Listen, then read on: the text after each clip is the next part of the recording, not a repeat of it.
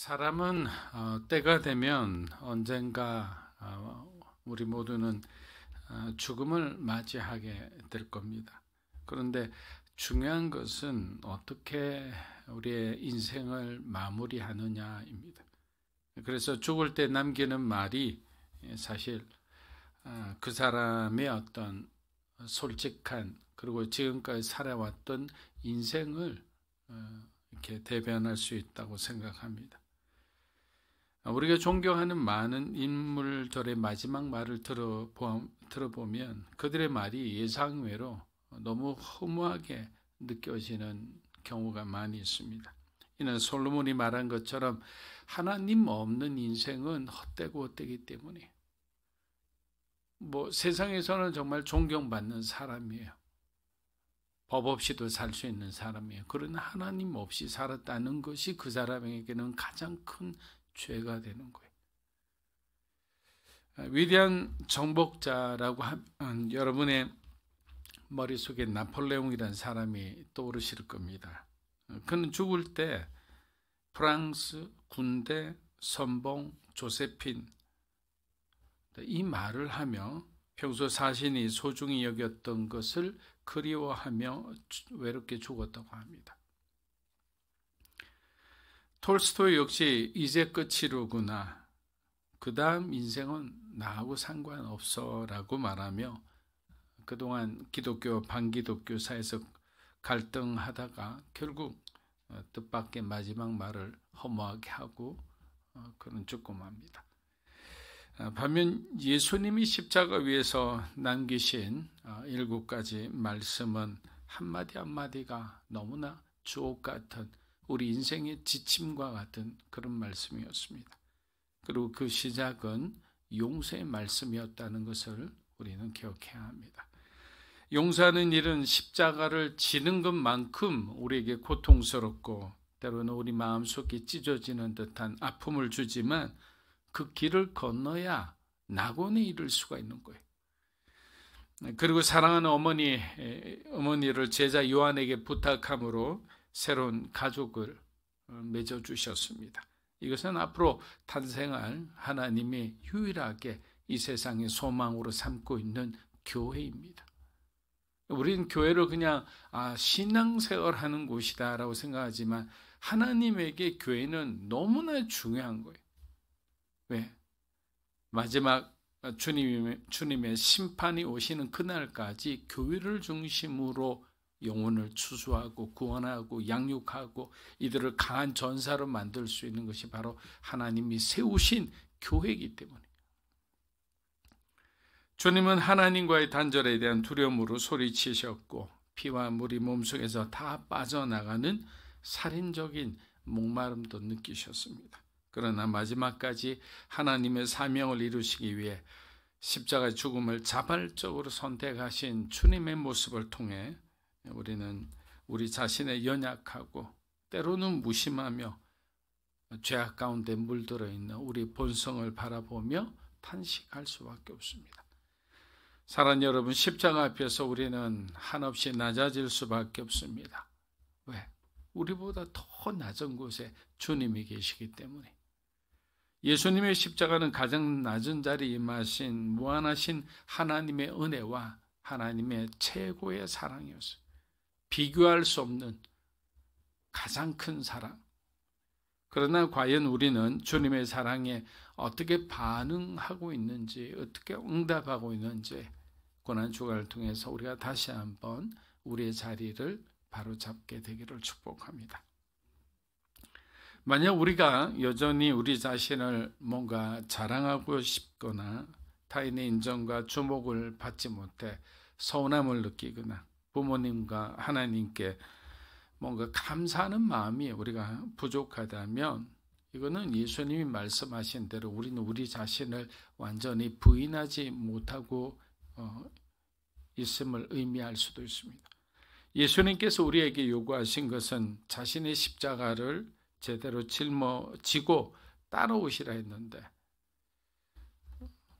어딘가 우리가 보이지 않는 곳에 우리가 져야 할 그 십자가를 방치하고 있는 것은 아니지. 우리가 한번 돌아보면 좋을 것 같습니다. 우리가 성공하는 거, 또 세상에서 뭔가 큰 영광을 얻는 거, 이거 다 중요합니다. 근데 오늘 이 말씀은 무엇을 의미하느냐 하면, 그러한 세상의 모든 욕심과 탐욕과 그 모든 죄를 주님이 지금 모든 것을 안고 십자가에 못 박히셨다는 거예요. 우리가 구해야 할 것은 그러한 것이 아니고, 주님께서 말씀하신 내 영혼을 부탁하나이라고 고백하고 부르짖은 것처럼 우리의 영혼을 하나님께 우리도 부탁하며 하나님의 인도하심을 받아 살아가는 것이 바로 주님이 오늘 우리에게 주시는 가장 중요한 가르침이라는 것. 근데 우린 자꾸만 우리가 버려야 되는 것, 이미 주님이 안고 가신 그것을 우리는 자꾸만 다시 추구하려고 하고 그것을 가지려고 하는, 오히려 반대의 모습을 보인다는 것이 문제입니다. 하나님을 찬양하고 예배 때마다 은혜를 받아도 죄는 우리를 향한 공격을 단 한순간도 멈추지 않습니다. 오늘 이 시간 우리가 뜨겁게 예배를 드리고 기도하고 회개하고 돌아가는 순간에 부부끼리 싸울 수도 있고 자녀 문제 때문에 다툴 수도 있다는 거예요. 그러니까 우리의 삶은 늘 언제나 정말 우는 사자가 삼킬자를 찾듯이 찾아보듯이 우리 주변에는 하나님의 은혜도 있지만 영적인 공격도 있다는 것을 우리는 항상 경계해야 합니다. 하지만 여러분, 우리가 사단의 이러한 거짓 협박에 더 이상 두려워하지 않아도 되는 거예요. 왜? 예수께서 내가 모든 것을 다 이루었다라고 말씀해 주셨기 때문에. 십자가 안에서 우리의 연약함, 우리의 죄, 이 모든 것을 다 안고 가신 거예요. 우리의 죄를 위한 모든 대가를 이미 주님께서 지불하셨습니다. 그리고 성소의 휘장이 찢어져 누구든지 하나님께 나아갈 수 있는 길이 열렸습니다. 그러니까 이제는 우리가 눈치 볼 필요도 없고 주저할 필요도 없이 주님이 걸어가신 그 길을 우리도 따라 나서야 하는 것입니다. 누가복음 23장 우리 44절에서 45절 읽어보겠습니다. 때가 제6시쯤 되어 해가 빛을 잃고 온 땅이 어둠이 임하여 성소의 휘장이 한가운데 찢어지더라. 자, 44절에서 말은 제6시는 예수님께서 십자가에 달리신 지 약 3시간이 지난 정오 한낮을 지금 가리키는 시간입니다. 정오는 하루 중에 태양이 가장 밝게 빛나는 시간이죠. 그래서 유대 지방에 직접 가보면 정오에는 밖에 나갈 엄두를 못 냅니다. 저도 아부다비나 여러 군데를 중동에 출장을 여러 번 간 적이 있는데 갈 때마다 느끼는 것은 그늘이 아니면 숨을 쉴 수가 없다는 거예요. 그 정도로 덥습니다. 그래서 여러분들이 성서의 어떤 그 땅으로 한번 가보는 게 중요한 게, 성경에서 말하는 게 정말 어떤 느낌이라는 것을 우리가 직접 체험해 보면 그것이 그냥 그냥 다 이해가 되는 거예요. 저도 그 전까지는 40년 동안 광야를 이렇게 돌아다니면서 구름기둥, 불기둥으로 지켜주셨는데, 지켜주시겠지 이렇게 생각했는데, 나가는 순간에 숨이 턱 막히는 이 상황에서 갓난아기도 있고 노약자도 있었을 텐데 단 한 명도 자연사 외에는 그들이 건재할 수 있었다는 것은 하나님의 놀라운 신비로운 그런 보호가 있었기 때문에 가능한 일이라는 것을 새삼 목사지만 새삼 깊이 깨달은 적이 있습니다. 세상의 빛이신 예수님께서 십자가에 못 박히신 바로 그날, 바로 그 시간 태양은 빛을 잃습니다. 그리고 온 땅은 갑자기 그 어둠에 휩싸이게 됩니다. 여러분, 제가 어렸을 때 시골에 갔을 때 그 당시에 불빛이 거의 없잖아요. 근데 특별히 초생달이 있거나 아니면 금음이 있는 그날에는 정말 시골에는 캄캄했어요. 정말 너무나 무서울 정도로 깜깜했어요.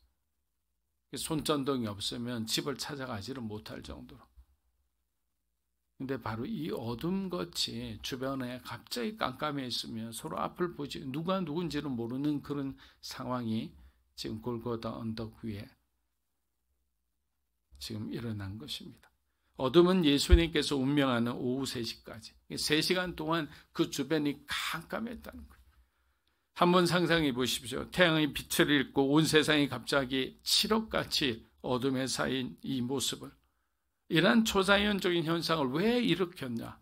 하나님께서 예수님의 죽음이 단순한 인간의 죽음이 아닌 세상을 구원할 하나님의 아들의 죽음임을 선언하였다고 성경학자들은 말합니다. 이제 예수 그리스도께서 십자가에 못 박히심으로 새로운 새벽이 새 하늘과 새 땅을 향해 밝아오고 있는데 우리는 그것을 알지 못하고 하나님께서 우리에게 주신 소망이 단절되었다고 그냥 낙심하고 제자들처럼 고향으로 돌아가 버린 사람들이 당시에는 부지기수였다라는 거예요. 하나님은 이 빛과 어둠의 대비를 통해 예수님의 거룩한 사명과 성품을 너무나 이렇게 잘 보여주신 위대한 연출가라고 생각합니다. 또한 어둠은 십자가를 바라보시는 하나님의 마음을 대변해주고 있다고 생각합니다. 죄 없는 독생자 예수 그리스도를 이 땅에 보내셔서 고난의 인생을 살게 하신 것은 바로 저와 여러분과 같은 이 죄인들을 구원하시려는 하나님의 사랑이라는 것. 자식을 희생해서라도 하나님이 창조하신 이 백성들을 어떻게든 구원하시려는 하나님의 깊은 사랑이다. 예수 그리스도의 죽음은 하나님께서도 피할 수 없었던 인류 구원의 유일한 방법이자 유일한 선택이자 길이었습니다. 온 땅에 어둠이 임하여 한치 앞을 분간할 수 없게 된 이 장면을 통해 우리는 아들의 죽음을 슬퍼하시는 아버지 하나님의 마음도 엿볼 수 있습니다. 누가복음 23장 46절입니다. 예수께서 큰 소리로 불러 이르시되 아버지 내 영혼을 아버지 손에 부탁. 이 말씀을 하신 후 숨지시네. 자, 여기서는 여러분들이 잘 들어주십시오. 예수님은 죽음이 임박했음을 알고 계셨고 모든 사명을 완수하셨기에 이제 하나님이 정해진 시간이 다가온다는 것을 세상은 몰랐지만 주님은 알고 계셨어요. 이제 째깍째깍하면서 다가온다는 것을 주님은 알고 계셨죠. 예수님은 이제 자신의 생명을 드려야 할 때가 되었다고 결정하고 큰 소리로 마지막으로 아버지 하나님을 부르짖습니다. 사람들은 겉으로만 보면 어떻게 됩니까? 유대 종교 지도자들의 그 권세, 그리고 로마 군병들의 그 놀라운 어떤 능력들, 이런 것들이 그냥 조합이 돼서 하나가 되어서 예수님을 십자가에 못 박았다고 생각하는데 그렇지 않다는 사실입니다. 예수님은 자발적으로 자신의 생명을 내려놓으신 거예요. 요한복음 10장 17에서 18절 우리 한번 읽어보겠습니다.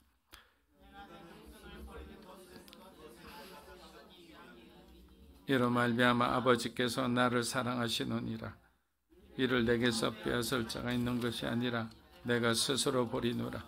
나는 버릴 권세도 있고 다시 얻을 권세도 있으니 이 계명은 아버지에게서 받아놓나 하시.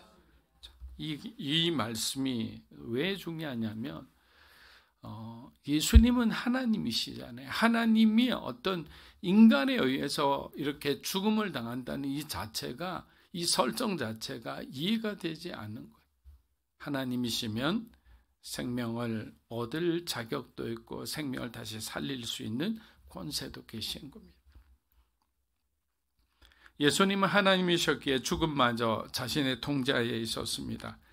여러분, 유대 전통에 따르면 6월절 어린 양은 오후 3시에서 6시 사이에 희생이 되게 돼 있어. 그 3시간이 중요합니다. 그리고 난 뒤에 6월절이 시작이 됩니다. 해가 지게 되면.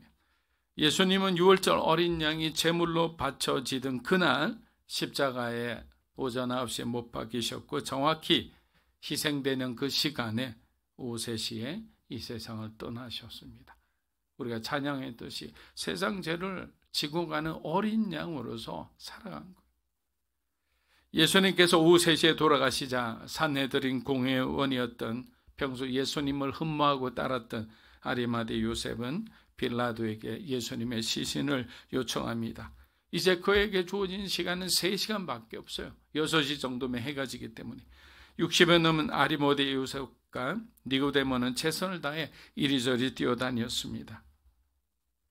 해가 지고 안식일이 시작되기 직전에야 겨우 무덤에 안장할 수 있었습니다. 이때 갈릴리에서 예수님을 따르던 여성들은 예수님이 시신이 어디 있는지를 확인한 뒤 안식일을 지키러 돌아갑니다. 저는 이 장면에 너무 은혜 받았어요. 이 전체 장면, 여러 장면들이 있죠. 갈릴리의 여성들은 예수님의 마지막까지 함께하고 있었던 거예요. 여러분, 신앙은 예수님과 마지막까지 함께하는 거예요.